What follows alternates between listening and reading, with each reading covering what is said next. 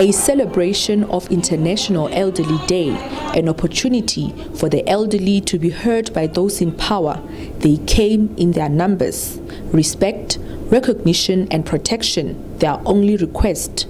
The Older Persons Forum has also called for all the elderly to have access to SASSA grants. Older persons are experiencing a lot of abuse from home and outside our homes.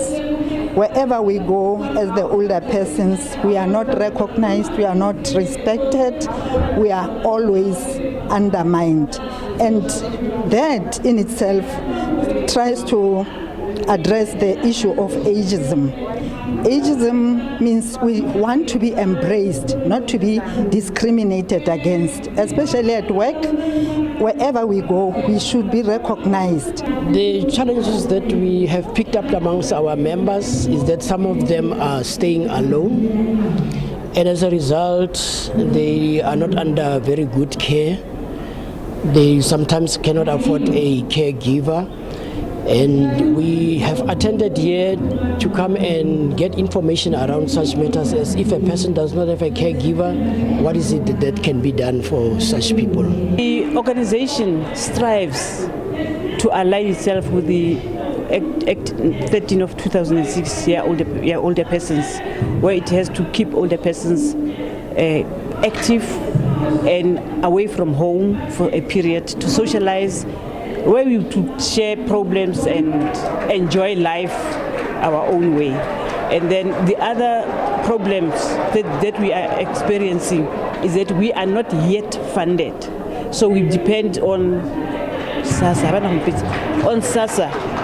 on my personal. The Premier of the Free State has condemned the abuse of elderly people. She says her office is working with the Provincial Department of Community Safety, Roads and Transport to ensure the safety of the elderly. We're working together with Community Safety, Roads and Transport. And I even said to Ntatemba and Balula one time, can you take the method of Tutuzela centers? Because sometimes they open cases, but it's difficult for the elderly to present their cases once they've opened a case. They get intimidated. Sometimes you ask them questions. The issue Alzheimer's, dementia is there. They can't recall some of the... So they need attention of social workers. So perhaps we need to approach it in such a way that they have area where we prepare them before they could even make their statements or prepare them. Letsoa Matai says the issue of service delivery, especially health services in rural areas, also raised by the elderly, is a big concern. She says her office has introduced integrated services which are taken to various rural areas across the province. One example is the one that we had in Clarence, where we even had a dental mobile unit.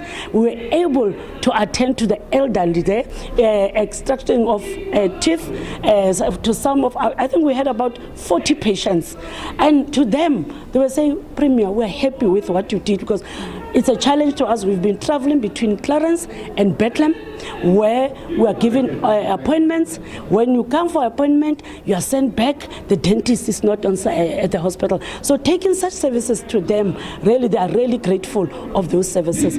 Letsoa Matai says next in line, she will be addressing the old age homes that have restrictions in accepting people on the basis of race. SABC News in Bloemfontein.